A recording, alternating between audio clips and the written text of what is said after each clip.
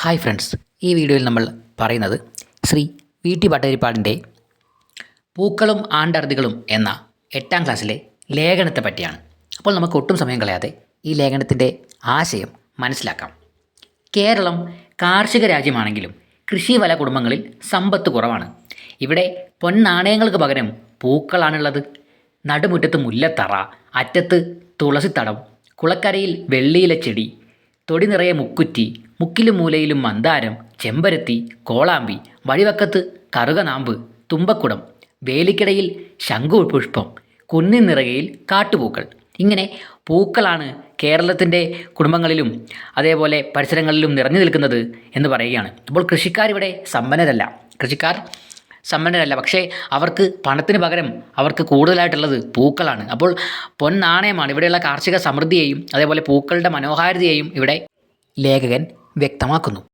മുടിയിൽ പൂക്കൾ ചൂടി ദേവദർശനം നടത്തുന്ന കേരളത്തിലെ വനിതകൾ ഗ്രാമലക്ഷ്മിമാരാണ്.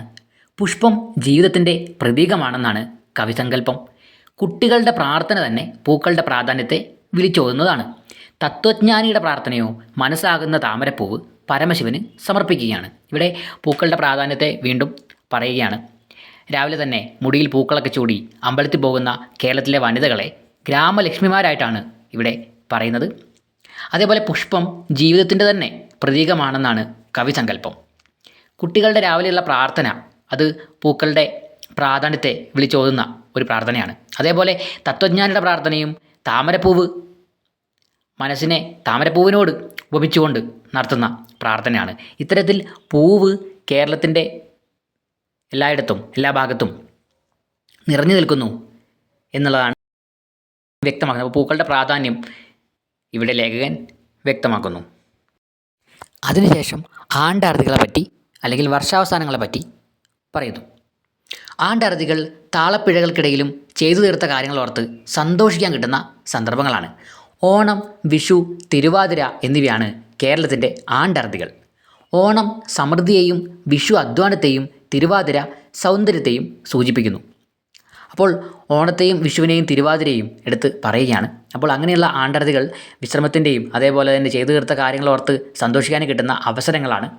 അപ്പോൾ ഓണം സൂചിപ്പിക്കുന്നത് സമൃദ്ധിയെയാണ്, വിഷു അധ്വാനത്തെയാണ്, തിരുവാതിര സൗന്ദര്യത്തെയും സൂചിപ്പിക്കുന്നു. അപ്പോൾ ഇനി ഓണത്തെയും വിഷുവിനെയും തിരുവാതിരയും പറ്റി വ്യക്തമായി പറയുകയാണ് ചെയ്യുന്നത്. ശരത്കാലത്തെ മേടമാസത്തിൽ കണിക്കൊന്ന പൂക്കുന്നു. പുതുവർഷാരംഭമാണത്. അപ്പോൾ വിളവിറക്കുന്നു. അപ്പോഴാണ് വിഷു കടന്നു വരുന്നത്. ഇനി വിഷു ആഘോഷിക്കുന്നതിനെ പറ്റി, വിഷുവിൻ്റെ കണി കാണലിനെ പറ്റി പറയുകയാണ്. വിഷു ആഘോഷിക്കുമ്പോൾ ഉരുളിയിൽ കണിക്കൊന്നയും വെള്ളരിക്കയും നാളികേരമുറിയും ഉണങ്ങലരിയും വെറ്റിലയും അടക്കയും അലക്കിയ വസ്ത്രവുമെല്ലാം വെച്ച് കണി കാണുന്നു. അപ്പോൾ വിഷു നാളുകളിൽ രാവിലെ തന്നെ കണി കാണുന്ന ആ ഒരു ചടങ്ങിനെ വളരെ വ്യക്തമായി ഇവിടെ പറയുകയാണ്. ഉരുളിയിൽ കണിക്കൊന്ന, വെള്ളരിക്ക, നാളികേരമുറി, ഉണങ്ങലരി, വെറ്റില, അടയ്ക്ക, അലക്കിയ വസ്ത്രം, അങ്ങനെ തുടങ്ങിയിട്ടുള്ള ഇങ്ങനെയുള്ള കാര്യങ്ങളൊക്കെ വെച്ചാണ് രാവിലെ ആ കണി ഒരുക്കുന്നത്. അതൊരു നല്ല കാഴ്ച തന്നെയാണ്. അപ്പോൾ ആ വിഷുവിൻ്റെ ഒരു മനോഹാരിത, വിഷുവിൻ്റെ ഒരു സൗന്ദര്യം ഇവിടെ ലേഖകൻ പറയുകയാണ്. അതിനുശേഷം ഓണത്തിലേക്ക് കടക്കുന്നു. അടുത്ത ആണ്ടർതിയായ ഓണത്തെ പറ്റിയാണ് വിഷുവിനെ പറ്റി പറഞ്ഞു കഴിഞ്ഞതിന് ശേഷം പറയുന്നത്. ഓണം ശുദ്ധീകരണത്തിൻ്റെ കാലമാണ്. അപ്പോൾ ഐശ്വര്യത്തെ വീട്ടിലേക്ക് സ്വാഗതം ചെയ്യുകയാണ്. ഐശ്വര്യത്തെ സ്വാഗതം ചെയ്യുന്ന ഒരു സമയമാണ് ഓണം. ഓണത്തിൻ്റെ പ്രധാനപ്പെട്ട ആഘോഷമാണ് പൂവിടൽ. നമുക്കെല്ലാം അറിയുന്നത് പോലെ തന്നെ പൂവിടൽ, അത്തക്കളം ഒരുക്കൽ ഒരു പ്രധാനപ്പെട്ട ആഘോഷം തന്നെയാണ്. അപ്പോൾ ഓണത്തിന് തൃക്കാക്കരയപ്പൻ വീട് തോറും സന്ദർശനം നടത്തുന്നു എന്നാണ് സങ്കല്പം. അപ്പോൾ തൃക്കാക്കരയപ്പൻ വീട് തോറും സന്ദർശിക്കുന്നു എന്നുള്ളതാണ് ഓണത്തിൻ്റെ ഒരു സങ്കല്പം. നമുക്കെല്ലാം അറിയാം.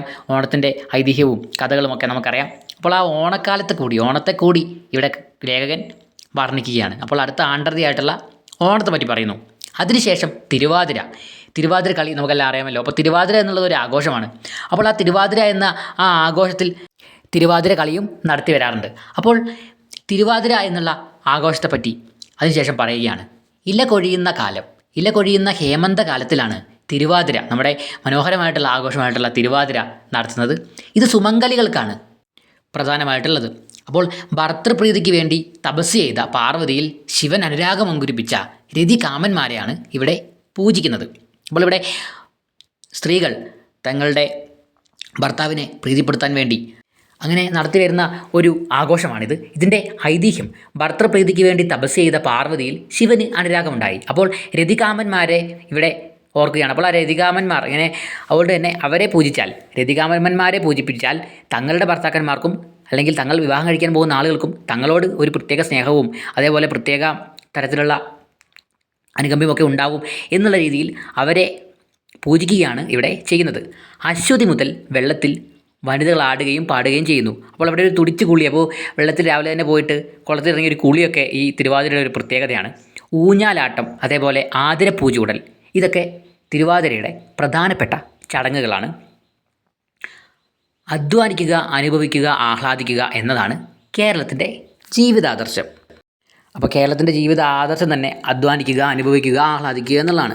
അപ്പോൾ ആ കർഷകരുടെ ആ ഒരു പ്രാധാന്യവും അതേപോലെ കൃഷിയുടെയും പൂക്കളുടെയും ഒക്കെ പ്രാധാന്യവും ഇങ്ങനെയുള്ള ആഘോഷങ്ങളുടെ പ്രത്യേകതകളുമൊക്കെ ഇന്ന് കുറേയൊക്കെ നഷ്ടപ്പെട്ടുകൊണ്ടിരിക്കുന്നു. ഇപ്പോൾ ഇന്ന് കൃഷികൾ കുറഞ്ഞുകൊണ്ടിരിക്കുന്നു, അതേപോലെ തന്നെ ഇത്തരത്തിലുള്ള ആഘോഷങ്ങളുടെ പ്രാധാന്യം കുറഞ്ഞുകൊണ്ടിരിക്കുന്നു. അപ്പോൾ അങ്ങനെയുള്ള നഷ്ടപ്പെടലുകളെ പറ്റി കൂടി കവി അവസാനം പറയുന്നുണ്ട്. അപ്പോൾ നമ്മുടെ സംസ്കാരത്തെ നമ്മൾ കുറച്ചുകൂടി ചേർത്ത് നിർത്തേണ്ടതായിട്ടുണ്ട് എന്നുള്ളൊരു ആശയമാണ് നമുക്ക് ഈ പാഠഭാഗത്ത് നിന്ന് ലഭിക്കുന്നത്.